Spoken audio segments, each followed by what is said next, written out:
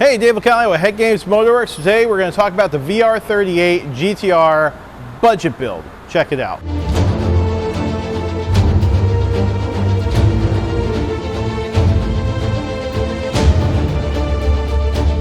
So you got a VR38, you got a GTR, you spent a lot of money on it, and it was all your money.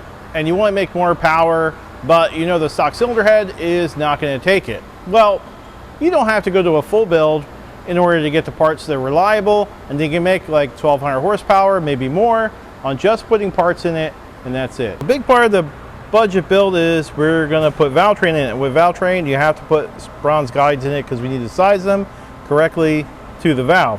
When you use the stock guide, the issue is, so we got intake and exhaust guides in this thing. Problem is that you really want to use a aftermarket valve guide and size it correctly to the valve, because the valve stem is a different size than the OEM.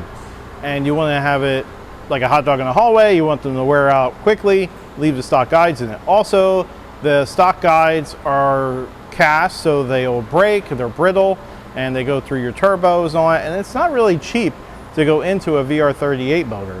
So what we do is we put bronze guides, size them correctly, and then put a good valve in it. And you'll notice we're talking budget and there is no porting. This is all factory stuff here. Now you could add a pocket port, which would be porting the area underneath the valve seat, like right here, and the short side radius. But this guy decided on a no-go on that, and that's fine. You don't have to do it.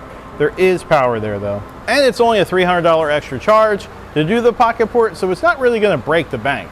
Now for this build, we use GSC Power Division stock size valves. Intake and exhaust is a super alloy exhaust, and we use their standard length tip.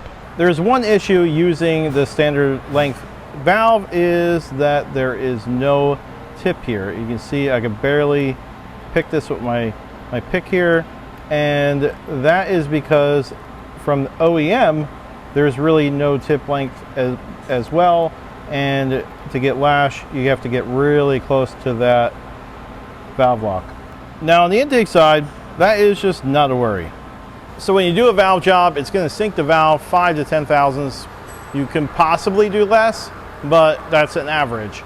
And when you do that and you have a standard length valve, the issue is that you have to take it off the tip of the valve. You have to use the smallest bucket, and you're also using an aftermarket valve that has a different margin. All this means all the geometry is changed now, and you're going to have a small tip. What we did is we came to GSC and said, hey, this is a problem. So they came out with a valve lock, or a valve that has a lower valve lock. So we lowered the lock 10 thousandths, and this way you have room to tip. They're not available right now. Well, I should say that they were out of stock, but that solved this whole problem right here. You see we're at a small tip, and then you move just 10 thousandths. It actually makes it so the height is perfectly right where it should be. And you can find those valves on gsc.com or headgamesmotorworks.com. Said really easy fix. You really want the lower ones. This particular combination has a Kelford 274 cam, and we put GSC's 5069 spring kit, which is a conical. If you need a single spring, this is the spring to get. It's a GSC 5069 conical spring kit. They make the conical spring in 3 different versions. This is the high pressure, so it's the medium pressure, and this is what you would need for up to 1200 horsepower. The spring in our trusty Buxton spring tester. Press the magic button, and we are 115 on the seat, 239 open, and we are 133 away from bind. We could close it up, but we don't really need to. We have a spring rate of 297.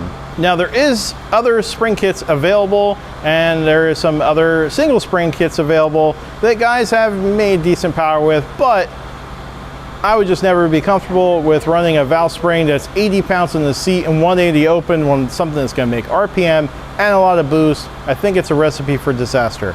What you need is something that has a lot more spring pressure, and that will also equal control, and you have a lightweight conical with a lightweight retainer. All good to go. All right, that's it for me today. Be sure to like, subscribe, comment below. I'd love to hear from you. Toodles.